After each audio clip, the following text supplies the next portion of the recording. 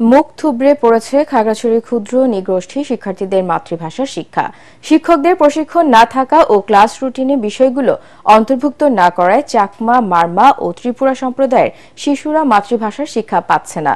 খাগড়াছড়ির প্রতিনিধি আবু দাউদের পাঠানো তথ্য ও ছবিতে আরও জানাচ্ছেন তামান্না জেনিফার। ঝরে পড়া ঠেকাতে পাহাড় ও সমতলের ক্ষুদ্র নৃগোষ্ঠীর শিশুদের নিজ নিজ মাতৃভাষায় শিক্ষার সুযোগ দিতে পাঠ্যপুস্তক প্রণয়ন করা হয়। প্রথম দফায় পার্বত্য চট্টগ্রামের চাকমা, মারমা ও ত্রিপুরা এবং সমতলের সাদ্রি ও গারো শিশুরা নিজেদের ভাষায় পাঠ্যপুস্তক পেয়েছে, কিন্তু বই পড়তে না পেরে অখুশি তারা। ত্রিপুরা ভাষার বই পেয়েছি কিন্তু পড়তে পাই না। মারমা ভাষার বই পাই নাই। আমরা চাকমা ভাষায় পড়তে চাই। ছোটখাটো মাতৃভাষা থেকে বঞ্চিত আছে, কারণ যেহেতু সরকারিভাবে আমাদের শিক্ষকদের কোনো প্রশিক্ষণ দেওয়া হয় না।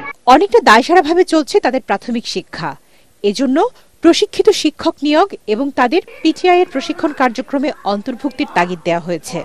দক্ষ প্রশিক্ষক না থাকার কারণে পাহাড়ে মাতৃভাষা শিক্ষায় অগ্রগতি নেই বলে দাবি এই শিক্ষা কর্মকর্তার।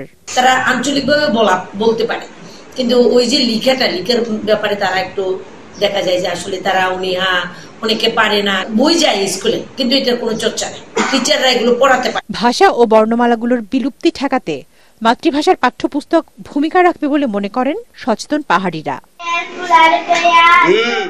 Bureau report, ATN Bangla.